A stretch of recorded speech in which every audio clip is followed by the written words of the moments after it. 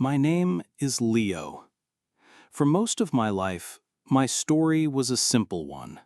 I had a wonderful wife, Clara, and a beautiful 7-year-old daughter named Mia. I loved my family very much. I worked hard at a warehouse, and Clara worked part-time at a local bakery. We weren't poor, but we were always tired. Life was a constant calculation. Can we pay the rent this month? Is there enough for Mia's new shoes? Can we afford to fix the car? We dreamed of a different life, a life where we didn't have to worry all the time. A life with a small house, a garden for Mia to play in. But it was just a dream. Then, one Tuesday afternoon, everything changed. A letter arrived. It was not a bill. It was thick, heavy, and had a seal from a law firm in the city. My hands were shaking a little as I opened it. Clara stood beside me, watching with worried eyes. The letter was about my great-uncle, Arthur. I barely remembered him. He was my grandfather's brother, a quiet, old man I had met only a few times as a child. The letter said that Arthur had passed away, but that was not the important part. The important part was the last paragraph. It said that Arthur had left his entire fortune to me. Clara read the number out loud, her voice just a whisper. $1 million. We stood there, in our small, cramped kitchen, in complete silence. $1 million! It felt like a number from a movie, not from our life. We started laughing. Then we started crying.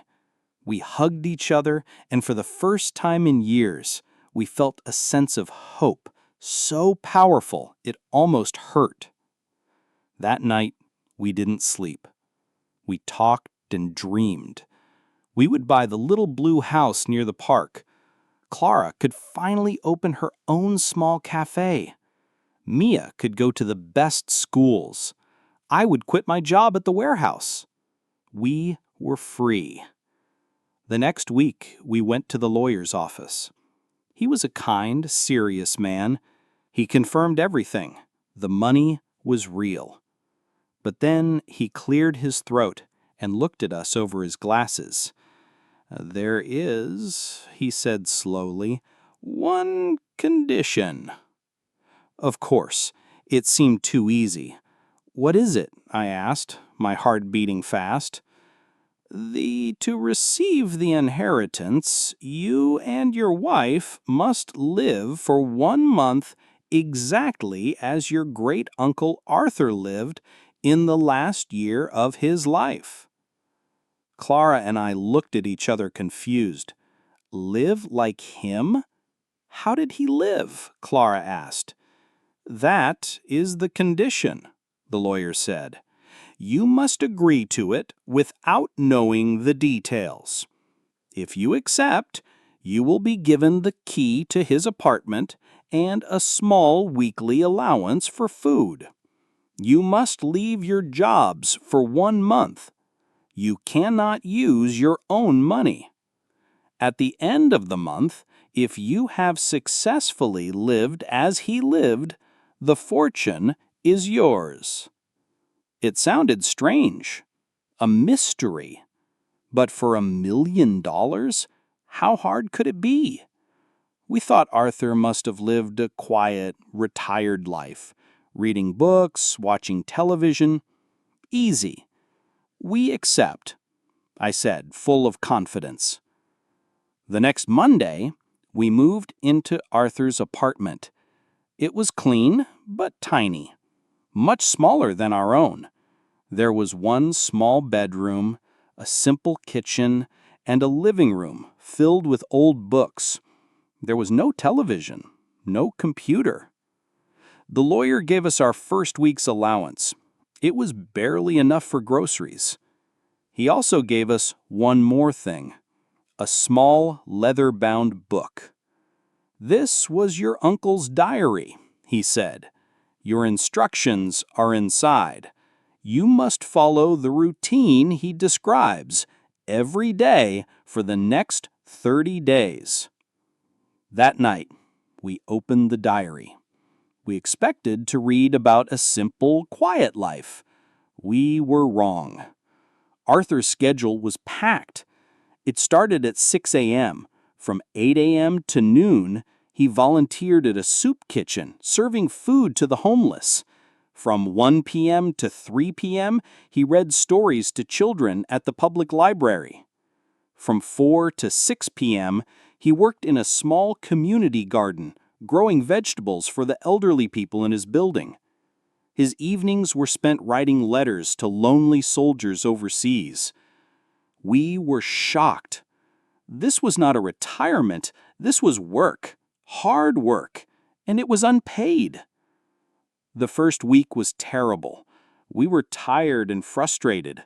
Serving food at the soup kitchen was emotionally draining. My back hurt from working in the garden. Clara missed her job at the bakery. This wasn't the life of a millionaire. It was the life of a saint, and we were not saints. We wanted to quit. We argued at night, our voices low and angry in the small apartment. "This is a trick, Leo," Clara said one night, her eyes full of tears. "This was a crazy old man. This is impossible." I was starting to agree with her. But then, something changed. It happened during our third week. I was at the soup kitchen, serving stew. A young family came in. A mother, a father, and a little girl about Mia's age.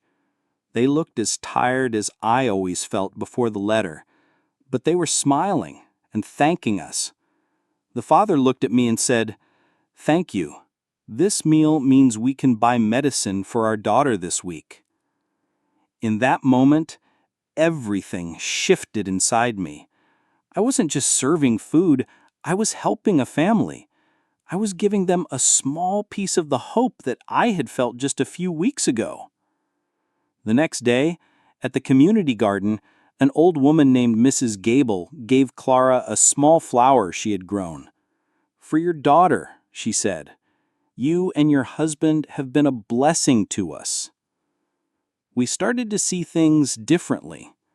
The work was still hard, but it felt important. We started to know the names of the people at the shelter. The children at the library began to run to Clara when she arrived. Mia, who came with us, loved helping in the garden. Our small apartment didn't feel so small anymore. It felt full. The month ended. We went back to the lawyer's office. We were different people. We were still tired, but it was a good kind of tired. The lawyer smiled. "So," he asked, "did you complete the task?" I said, "Yes, we did." "And what did you learn?" he asked. I looked at Clara, and she nodded at me to speak. I said, "We learned that our great-uncle was the richest man in the world, and it had nothing to do with his money." The lawyer's smile grew wider. He handed us a final letter from Arthur. It read, "My dear Leo, if you are reading this, it means you have felt what I felt. I made my fortune when I was young, but I was the loneliest man in the world. I discovered too late that a life is not measured by what you have, but by what you give. The condition was not a test, it was a gift. Please, use this money to give your family a good life, but never forget what it feels like to give to others. That is the real inheritance." We received the $1 million. We didn't go back to our old life. We bought a modest house with a garden for Mia. Clara started her cafe, but once a week she closes it to bake for the soup kitchen. I did not return to the warehouse. I now manage the community garden project for the whole neighborhood, using some of the inheritance to make it bigger and better. The letter brought us a fortune. But the condition brought us a rich life. The real inheritance was never the money.